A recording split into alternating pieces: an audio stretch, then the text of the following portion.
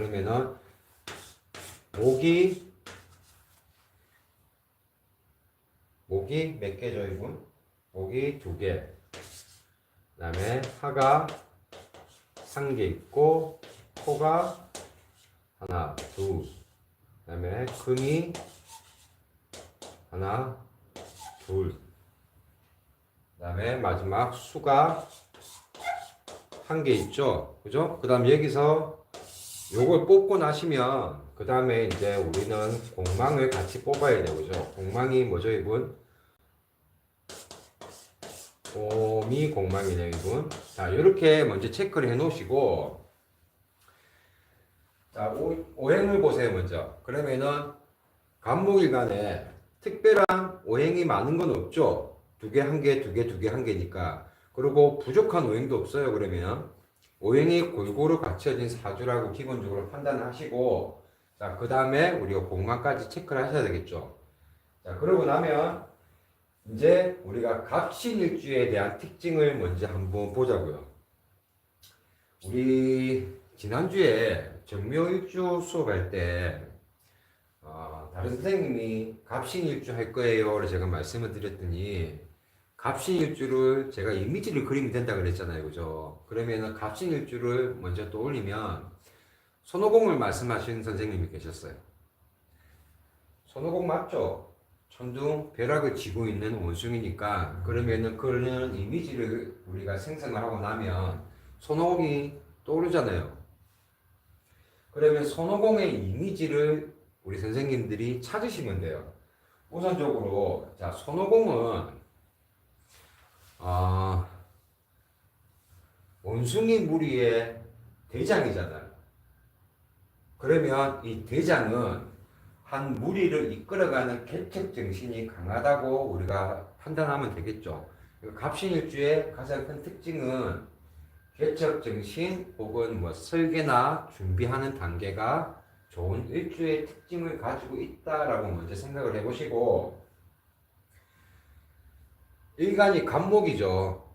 일간이 간목일 때는 간목은 강하게 분출하는 힘이잖아요.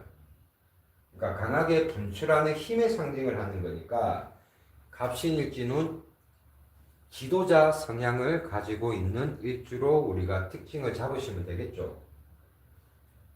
손오공이잖아요, 손오공. 손오공은 원숭이 무리를 이끌어가는 대장이기 때문에 지도자 성향이 강한 일주로 보시면 됩니다. 그리고 갑신일주의 특징은 아까 제가 간목은 강하게 분출하는 힘을 상징한다 그랬죠. 그걸 잘 잡으시면 이 사람들이 부러지면 부러졌지 타협하는 성격은 없습니다. 그러니까 대나무 같은 성격이죠. 이렇게 밑에 신금이잖아요. 그러니까 간목의 신금은 육친으로 편간이 되죠. 이렇게 편간이 될 때는 정간하고 편간하고는 조금 다르게 보셔야 되죠. 우리는 그죠? 그 크기로 본다면 정이 커요, 편이 커요. 당연히 편이 크죠. 근데 고정적으로 안전한 거는 우리가 정으로 보잖아요. 그럼 일지에 편간이 있다는 말은 그래서 크게 만드는 지도자 성향이 강한 일주로 우리가 해석을 하시면 되죠. 그죠? 만약에 이런 사람들이 지도자 성향이 강하다 그랬잖아요. 갑신일주가. 근데 지도자 성향이 안 된다 그러면 이 사람들이 자 보세요. 이거는 자 지도자 성향인데 이게 강한 일주가 갑신일주잖아요. 근데 만약에 이게 안 된다. 이게 안 된다면 이 사람들은 우울감 혹은 상실감이 크게 올 수 있는 단점이 있다라고 보시면 되죠. 아까 우리가 갑신일주라 그랬죠. 그죠? 이 갑신은 신금은 우리가 실리 중심으로 얘는 우리가 이렇게 공부를 했잖아요. 그죠? 그러니까 실리를 중요시하고 이게 금이죠. 금은 제가 뭐라 그랬어요? 금은 우선적으로 어리도 있다라고 제가 가르쳐 드렸잖아요. 그러면 어리도 있는 갑신일주의 특징이 있다라고 보시면 돼요. 계속 만들어내세요. 그러니까 그 만들어낸 이미지를 특징을 잡으시면 그게 바로 일주의 특징이 되는 겁니다. 자, 갑신일주 우리가 보면 특징은 요 정도까지만 하자고요, 우리는. 자, 요거 가지고 우리가 직업군을 한번 뽑아보세요, 그러면. 선생님들이 나름대로 직업군을 뽑아보시면, 뭐, 전문직도 괜찮죠? 전문직이나, 또 뭐가 있을까요? 신금이 역마글자잖아요. 그죠? 그러면 이거는 우리는 홍보직도 괜찮다고 보는 거예요. 그리고 이 역마글자는 얘는 금은 뭐가 돼요? 신금은 기차를 의미하는 글자죠. 그러니까 관광업도 이렇게 뽑으셔야 되겠죠, 선생님들이. 이렇게만 뽑으시면 돼요. 근데 문제는 뭐냐? 이게 일주잖아요. 일주만으로 우리가 이렇게 직업에 유출을 하는 거지. 일주만으로 이런 직업을 하세요라고 하시면 안 되죠. 자, 무자대운에 걸쳐 있잖아요, 이렇게. 32대운 때 32대운 무자대운에서 걸쳐 있어요. 그러면 무자대운에 들어왔으면 이분이 천간에 이 무토와 간섭받는 게 뭐죠? 개수잖아요. 개수 없죠, 이거. 그러면은 천간에는 간섭 공식을 안 받아요. 아무 간섭을 안 받지만 문제는 지지에서 이 자수가 아까 일지에 있는 신금과 월지에 있는 진토가 이 대운 자수를 만나면서 이게 삼합이 되어버렸잖아요. 이렇게 삼합이 되어버렸으면 인성인데, 자, 인성은 인성인데, 자, 우리는 이제 편과 정을 따로 보셔야 되겠죠. 그죠? 그러면 재민이 되잖아요, 이분한테. 재민이 되면, 자, 이분이 직장인입니다, 지금. 직장인데, 자, 이 대운 때 삼합의 결과물에 따라서 이분은 승진을 하셨습니다. 결과적으로 보면. 승진이 무토 있죠. 천간에 무토가 아무 간섭을 안 받을 때 이걸 해석을 어떻게 하는지는 제가 나중에 끝에 알려드릴게요. 일단 이건 보지 마세요. 그러니까 자수만 먼저 보시면 이 자수가 삼합이 되어버렸기 때문에 이분한테는 인성의 힘이 30대 때 굉장히 올라갈 수 있다라고 우리가 예상은 하셔야 되고, 이 힘이 받아졌으면 이분한테 어떻게든 결과가 나왔어야 됐어요. 30대 때. 근데 다행히 이분이 30 중반 조금 넘으셔가지고 승진을 하셨다 하더라고요. 그러니까 이렇게 되는 거죠, 해석을. 자, 그 다음에 보면은, 자, 이제 오늘 입춘이니까 이제 25년은 운이 들어왔죠. 25년 운이 이제 들어온 거예요, 오늘부터. 그러면 문제가 이제 여기서부터 발달해야 되는데, 자, 25년은 을사년이죠.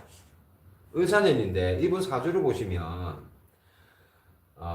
일지에 있는 신금과 그 다음에 연지에 있는 인목이 떨어졌기 때문에 형의 형성은 안 되잖아요. 근데 올해 운이 을사년이 들어오면서 여기 콕 낑겨버립니다, 이렇게. 그러면 이게 뭐가 돼요, 이게? 바로 사명이 형성이 되어버려요, 올해. 상담을 하세요. 제가 해석하는 거는 우리 선생님들이 이제 뭐 저보다 더 잘하실 거고, 따로 해석은 안 해드려도 제가 이렇게 보고까지 하세요라고 해준 거예요. 그러면 올해 천간에 합의되려면은 경금이 있어야 되는데 경금 없죠. 근데 충이 되는 신금이 있잖아요. 그러면은 여기에 대한 내 생각 정리가 끝나야 돼요. 올해 생각 정리가 끝나야 되는데, 자, 겁재죠. 그죠? 그 다음에 신금은 뭐가 돼요? 정관이 되잖아요. 올해 내가 어떤 직장을 어떻게 해야 되는지 생각의 정리가 끝날 시기가 바로 올해입니다. 올해지만, 근데 제가 한 번 더 생각해보라고 한 이유가, 일지에 있는 신금, 그 다음에 연지에 있는 인목과 합쳐지는 사명이 발동이 되는 해가 바로 올해잖아요. 25년. 그러면은 내가 생각의 정리를 끝나가지고 내가 이직을 한다고 마음 먹었을 때 생각을 한 번 더 안 해보면은 이 사명에 대한 발동이 올라가잖아요. 그럼 여기는 피해가 발생하잖아요. 여기서. 그러면은 이직 하나만 하고 뭔 좋을 게 있어요. 이직 안 하는 게 낫지 차라리. 그죠? 그리고 이 사가 옴으로써 우리는 하나 더 보셔야 되는 게, 자, 여기가 아까 제가 신금이 어디라 그랬어요? 갑신일주니까 일지가 발동이 되죠. 그죠? 그 다음 여기는 연지에서 발동이 되는 거예요. 그러면 삼명이 됐으면은 여기 자리와 일지 자리와 연지 자리가 피해가 발생을 한다고 선생님들이 예측하셔야겠죠. 자, 이거 잘라보세요. 여기까지.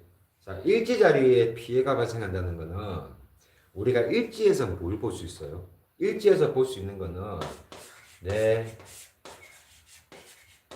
배우자를 자리를 볼 수 있죠. 그죠? 일지 먼저 보자고요. 자, 이분이 결혼했는지 안 했는지는 말씀 안 드릴 겁니다. 결혼을 만약에 했다면 내 일지에 있는 내 배우자한테서 형의 피해가 발생할 수 있겠죠. 만약에 결혼 안 했다면, 결혼을 안 하시는 분이라면 일지 자리가 내 자리잖아요. 그러니까 내 피해가 발생하는 거예요. 자, 연지에서 피해가 발생한다는 말은 이걸 우리가 조상 자리로 보죠. 할머니, 할아버지. 조상만 보지 마시고 잘라서 보시면 연지는 결국 조상은 뭐예요? 내 윗사람이잖아요. 그러면 직장의 연관을 우리가 적용을 시키면 직장의 내 윗사람은 뭐예요? 결국 내 상사 말이죠. 상사. 내 상사한테서 피해가 발생할 수 있다는 예상을 하셔야 되는 게, 어떤 프로젝트를 했어요. 예를 들어서. 근데 이 사람한테 결제를 받으러 가야 돼. 근데 이 결제가 쉽게 안 나오거나 결제가 아예 안 나오는 경우가 발생할 수 있단 말입니다.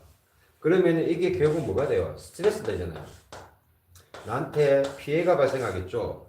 그러니까 여기서 같이 내 스트레스 받으면 어떻게 돼요? 건강이 안 좋아질 수밖에 없죠. 스트레스 받으면 내 피해가 발생하는 거고, 이 피해로 인해서 내 건강이 안 좋아지니까 올해는 건강관리 신경 좀 더 쓰시라. 스트레스 받지 말게. 그리고 내 직장에 대한 생각을 마무리 지으셨다면 한 번 더 충분히 생각해보고 이직 결정을 하셔도 된다. 왜? 올해 어차피 사명이 되는 해기 때문에. 우리가 반영만 돼도 힘들다 그러는데 사명이 완성이 돼버리잖아요. 이때는 내가 아무리 생각을 잘했다 하더라도 한 번 더 생각해보고 내가 도움을 받을 수 있는 사람이 있다면 그 사람과 대화를 해보고 의논을 해보고 결정해도 늦지 않다라고 해석을 하시면 되죠.